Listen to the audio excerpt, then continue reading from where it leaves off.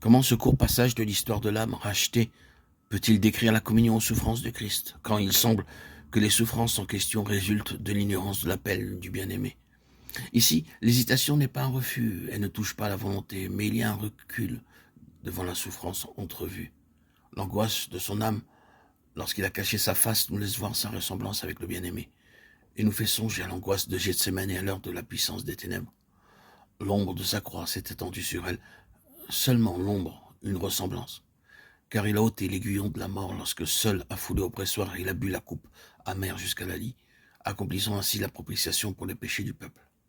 Rien que l'ombre de la mort pour les racheter afin que le Seigneur trouve en eux la communion cherchée et qu'il soit rendu conforme à l'image de l'agneau. Il est important que nous sachions comment nous approcher de Dieu et comprendre les choses qui sont différentes.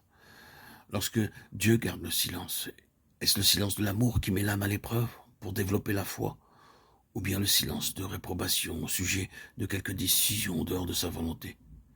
Le racheté doit chercher à discerner ce qui a intercepté sa communion avec le Seigneur. Qu'il se jette aux pieds du bien-aimé pour essayer de comprendre sa pensée. Il peut toujours s'approcher de Dieu dans une pleine assurance par le sang répandu sur le propitiatoire.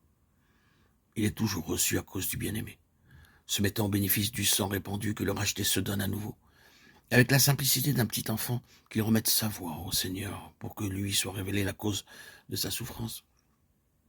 Si le silence est voulu de Dieu pour qu'il soit mis à l'épreuve, qu'il demande d'être gardé dans la volonté divine, ayant ainsi remis nos voix à l'Éternel, nous pouvons nous reposer et l'attendre patiemment. La sagesse de Dieu ne peut être déclarée que parmi les parfaits, ceux qui ont atteint tout leur développement. 1 Corinthiens 2:3. Et que saint Paul désigne comme spirituel. Il ne parle pas en termes qu'enseigne la sagesse pour déclarer les choses spirituelles à ceux qui sont encore charnels. Il est impossible que l'homme naturel comprenne l'enseignement de l'Esprit de Dieu. Corinthiens 2:1-16. Illuminé par le Saint-Esprit, renouvelé chaque jour par la vie divine, les facultés intellectuelles peuvent être puissamment développées. Elles peuvent être comme clarifiées, mises en ordre, débarrassées de toute lenteur. Leur rapidité est augmentée, la puissance de concentration est approfondie, l'exactitude des perceptions, des souvenirs parfaite. Sans difficulté, elles peuvent saisir le point de vue des autres que Dieu a aussi enseigné. La pensée détachée d'elle-même et de ses expériences peut assister autrui.